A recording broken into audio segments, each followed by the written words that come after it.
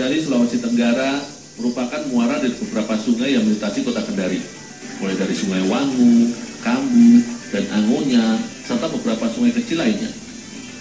Teluk yang luas lebih dari 1000 hektar ini menjadi pusat kehidupan yang didiami masyarakat dari suku Baju, Buton, Muna, hingga Bugis dan beberapa suku lainnya.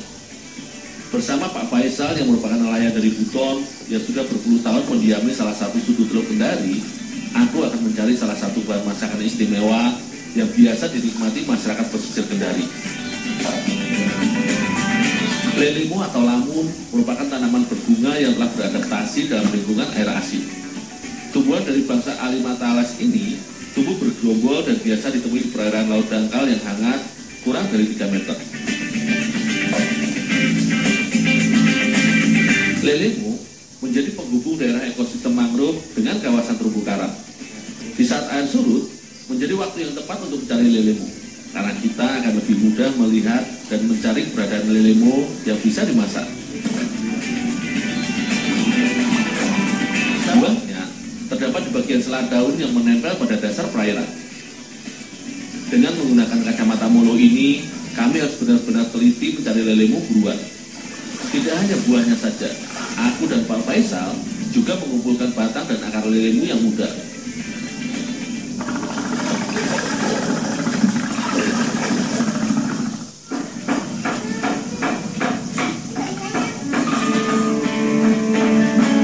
Lelemu atau lamun yang kami dapat akan dimasak menjadi makanan khas Kendari, yaitu lelemu masak ari. Bagian lelemu yang bisa dimasak adalah biji yang terdapat dalam buahnya. Dalam setiap buah hanya terdapat beberapa butir biji saja, sehingga untuk dapat dimasak dibutuhkan banyak buah lelemu.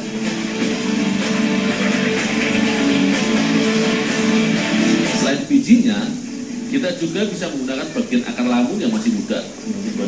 Akar lelemu tampak berwarna keputihan dengan tekstur yang masih cukup lunak. Bagian ini cukup dipotong dan dipisahkan dari daun semuanya saja.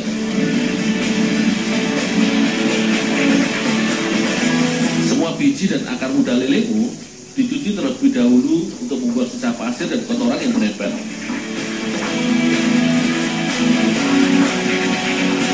Lapisan tipis yang membungkus biji lelemu juga dibuang. Selain untuk menjaga kebersihan bahan masakan, pencucian ini juga dimaksudkan untuk mengurangi kadar garam lelemu.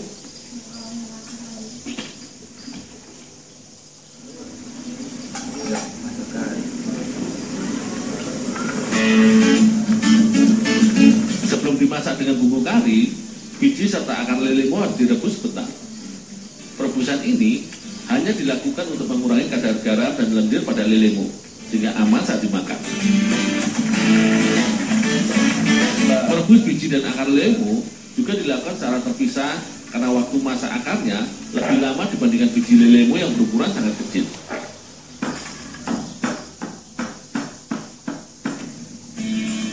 Untuk memasak bahan makanan dari laut, biasanya digunakan rempah yang memiliki aroma kuat, yang berguna untuk mengurangi bau amis dan sisa air laut yang menempel. Serai salah satu bumbu yang bisa digunakan untuk memasak bahan makanan dari laut. Kandungan minyak esensial dan atsiri dalam serai mampu menghilangkan bau amis bahan pangan dari laut, dan sebaiknya batang serai diiris dan digiling halus. Kemiri, cabai, serta bawang merah dan bawang putih dapat menjadi campuran rempah yang akan menjadi penyedap masakan kari ini.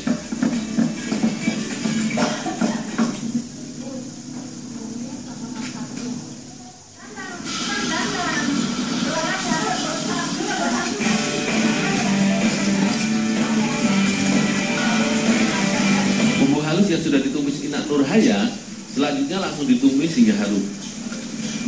Kemudian santan kelapa bisa dimasukkan dan dimasak bersama bumbu dan terus diaduk. Jika bumbu halus sudah matang dan berwarna kecoklatan, maka tomat iris bisa dicampurkan. Barulah setelah bumbu dan kuahnya tercampur, rebusan biji dan akar lelemu yang sudah setengah masak ini dimasukkan ke dalam kuali agar cita rasa masakan menjadi terjaga dan lebih meresap bumbunya. Semua bahan gulai kari ini dimasak hingga mendidih. Butuh waktu sekitar 20 menit untuk mematangkan gulai kari hingga siap untuk dihidangkan. Mama dan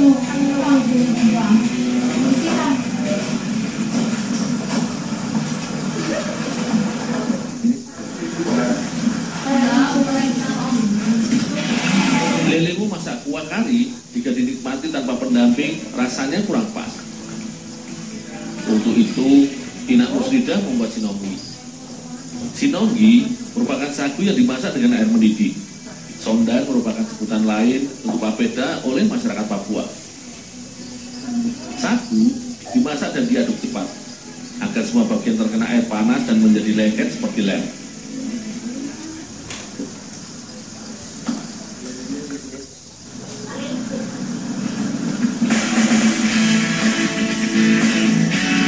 Sinonggi yang kaya karbohidrat ditambah dengan biji serta akar lelemu yang kaya vitamin dan mineral tentu saja menjadi sajian yang lengkap. Perpaduan bumbu dan rempah yang digunakan dalam masakan kari lelemu ini terasa gurih dan segar.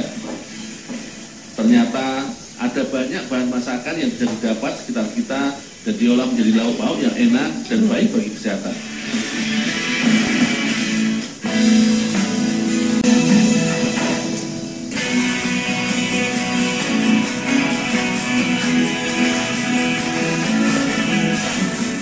Memiliki benang alam yang lengkap, Kabupaten Konawe Selatan menjadi daerah yang terdiri atas wilayah dataran rendah hingga daerah pesisir. Di Desa Landipo, Kecamatan Muramo ini, aku akan mengeksplor bagian hutan dan kebun warga untuk mencari buah-buah hutan yang enak dan baik untuk dikonsumsi. Untuk mengambil buah dongi, aku harus memanjat untuk mendapatkan buah yang berada di bagian ujung-ujung tanggainya. Batang dongi yang cukup besar ini masih mudah untuk dinaiki saat musim panas. Jika sudah memasuki musim penghujan, batangnya yang bisa mencapai tinggi 30 meter ini akan menjadi licin dan menyulitkan aku untuk mengambil buahnya. Buah dongi memiliki penyebutan lain seperti songi ataupun buah dengen serta dengilo bagi masyarakat Manao. Tanaman asli Asia Tenggara ini memiliki aroma dan cita rasa asam yang khas. Buah dengan nama latin Dillenia serrata kaya akan vitamin C dengan bentuk dan ukuran serta rasa mirip dengan jeruk. Buah yang sudah matang biasanya ditandai dengan kelopak buah yang terbuka dan terlihat buahnya yang berwarna kuning terang.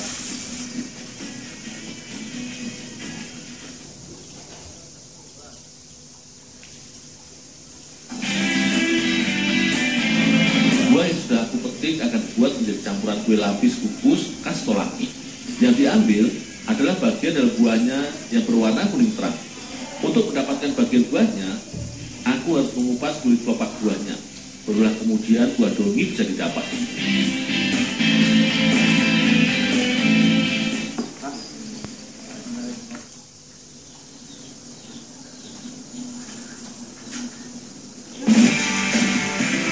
Buah dongi selanjutnya tinggal ditumbuk. Menumbuknya juga tidak terlalu halus.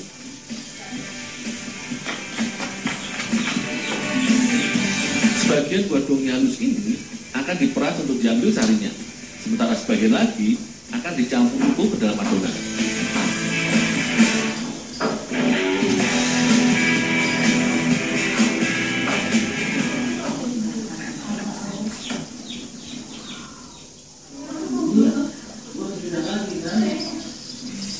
Adonan kue lapis yang akan dibuat oleh Ibu Asna hanya terdiri dari 2 lapisan saja. Lapisan bawah merupakan adonan dasar berwarna putih yang terbuat dari campuran tepung beras, gula, dan santan. Untuk takaran antara tepung dan santan adalah 1:1.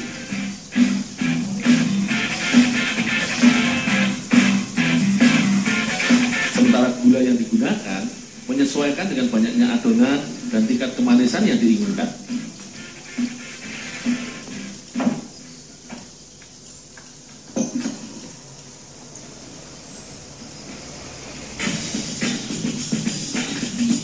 Untuk lapisan kedua, bahan adonan akan menggunakan sari buah dongi sebagai pewarna dan dongi tumbuh untuk mempercantik tekstur kuenya. Khusus adonan lapisan kuning juga ditambahkan telur agar bahan adonan nantinya lebih cepat lengket dan warnanya semakin terang. Jika lapisan bawah menggunakan tepung beras, Maka untuk adonan yang menggunakan campuran buah dongi, memakai tepung terigu agar lebih mudah menjadi padat jika dicampur sari buah dongi tumbuh. Mengingat buah dongi ini memiliki kadar asam yang cukup tinggi, tentu saja jumlah takaran yang akan dicampurkan dalam adonan harus diperhitungkan. Karena buah-buahan asam bisa meningkatkan kadar asam lambung, terutama bagi penderita penyakit yang berhubungan dengan lambung dan pencernaan.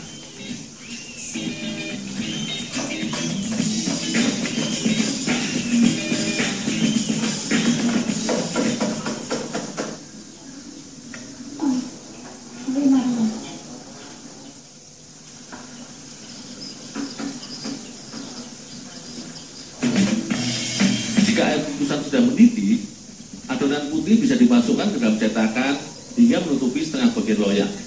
Kemudian dikukus sekitar 20 menit hingga matang. Lamanya pemasakan juga tergantung ketebalan dari lapisan yang diinginkan. Semakin tebal, tentu saja dibutuhkan waktu pengukusan yang semakin lama. Saat lapisan putih pertama sudah matang dan mengeras, maka adonan kuning buah somi sudah bisa dimasukkan dan kembali dikukus hingga matang.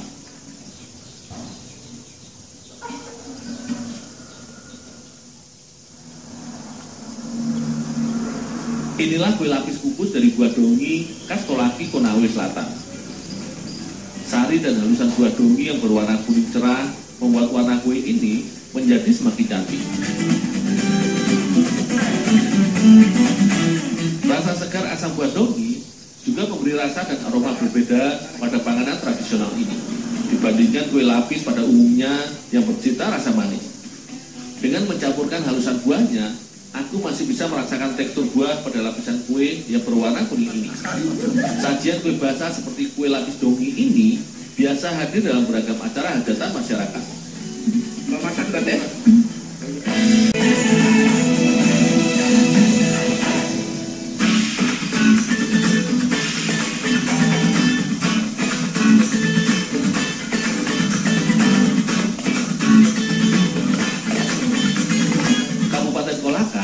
Menjadi daerah tujuan penjelajahan kuliner saya di Sulawesi Tenggara. Kolaka memiliki cakupan jazirah daratan seluas 3.000 km persegi lebih dan wilayah perairan sekitar 15.000 km persegi. Di daerah ini, beragam jenis tanaman tropis dataran rendah banyak diusahakan warganya sebagai sumber penghasilan.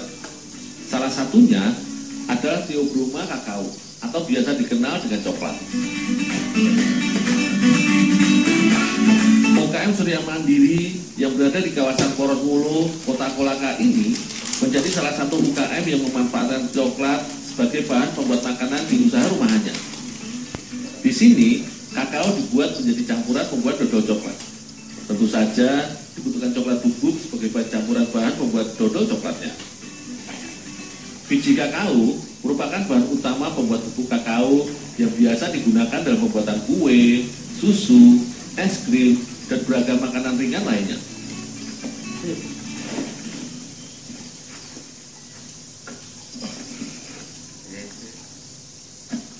Biji coklat segar ini harus mengalami proses fermentasi sekitar 5 hari. Proses ini bertujuan untuk meluruhkan lendir pada kulit bijinya. Selain itu, proses fermentasi ini akan menurunkan kadar air, kadar jamur pada kulit biji kakaonya. Butuh waktu sekitar 2 hari untuk mengeringkan biji kakao fermentasi ini. Selama proses penjemuran, biji kakao sekali dibolak-balik agar semua bagian dapat kering merata.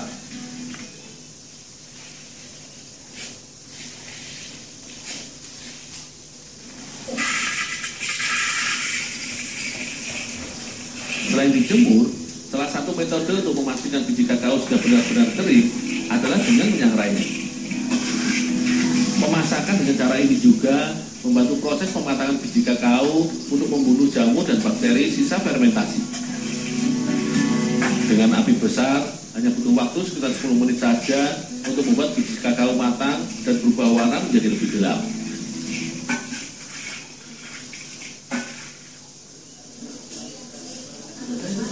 Mengupas biji coklat sebaiknya dilakukan selagi hangat karena tekstur kulitnya masih keras dan renyah sehingga mudah untuk dikupas.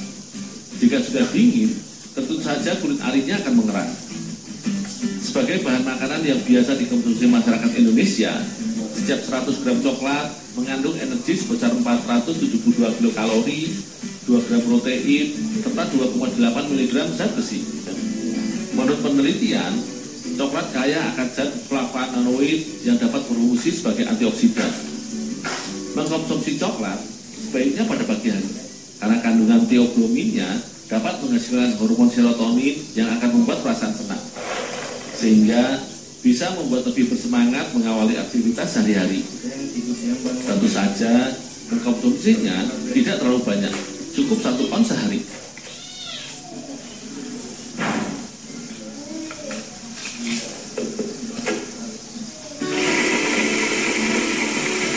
Hasil kupasan biji kakao inilah yang akan menghasilkan coklat. Karena coklat ini akan kami campur dengan bahan pembuat dodol, maka yang kami butuhkan adalah coklat bubuk. Untuk itu, isi coklat cangkrai aku haluskan dengan menggunakan blender.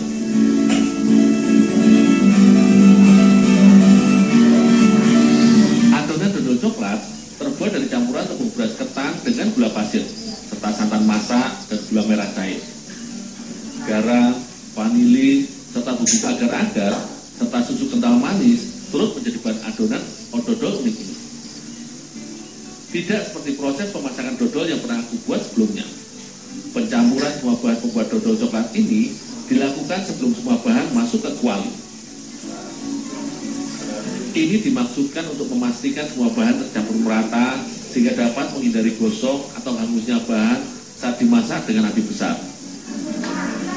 Menurut Wandi, hasil dodol yang dibuat dengan cara ini lebih lembut jika dibandingkan jika bahan dodol dicampur di atas kuali panas.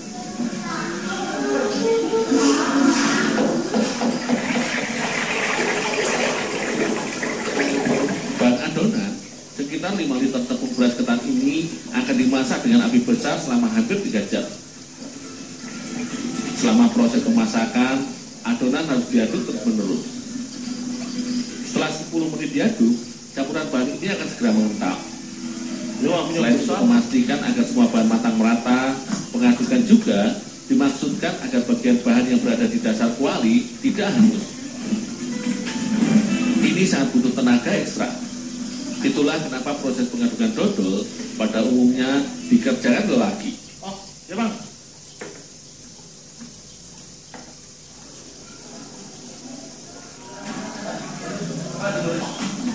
Dodol yang sudah masak harus segera dimasukkan ke wadah cetakan yang telah diberi minyak pada bagian alasnya. Ini untuk memastikan bentuk hasil cetakan dodol menjadi lebih rapi. Saat panas, tekstur dodol masih lembek, sehingga mudah dibentuk. Sementara jika sudah dingin, dodol akan mengeras. Sehingga saat dikeluarkan dari kuali, dodol harus langsung dicetak. Dodol coklat ini bisa bertahan hingga 2 bulan, meski tanpa pengawet tambahan. Gula pasir yang digunakan sebagai pemanis inilah yang bisa mencegah berkembang bakteri alami, sehingga dodol memiliki daya simpan yang cukup lama. Tetapi sebaiknya kita tidak mengkonsumsi dodol yang sudah disimpan lebih dari 3 bulan, karena semakin lama maka kandungan zat gizi yang ada di dalamnya akan rusak. Butuh waktu semalaman untuk mendinginkan dodol coklat masak ini. Dodol yang telah dicetak dalam nampan kemudian dipotong-potong menjadi irisan kecil sepanjang jari telunjuk. Kemudian irisan ini dibungkus dengan plastik transparan dan dikemas kembali dalam kotak dus kecil. Rasa dodol yang manis dengan tambahan bubuk coklat tentu saja menambah keunikan rasa makanan tradisional ini. 1 kotak dodol berisi sekitar 25 potong dodol dan akan dijual dengan harga Rp18.000.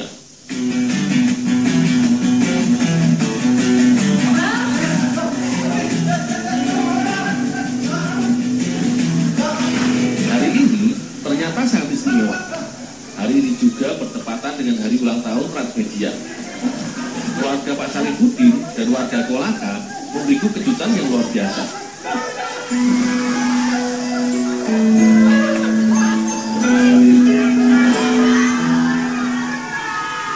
Ulang tahun apaan?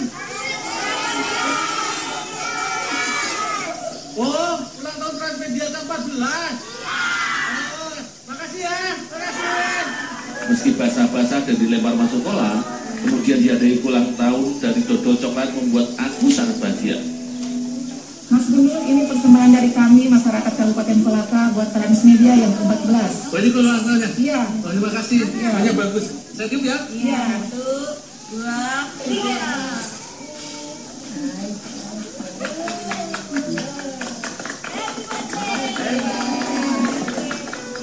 Perayaan Hari Jadi Transmedia yang ke-14 secara sederhana tetapi penuh kegembiraan dan kebersamaan.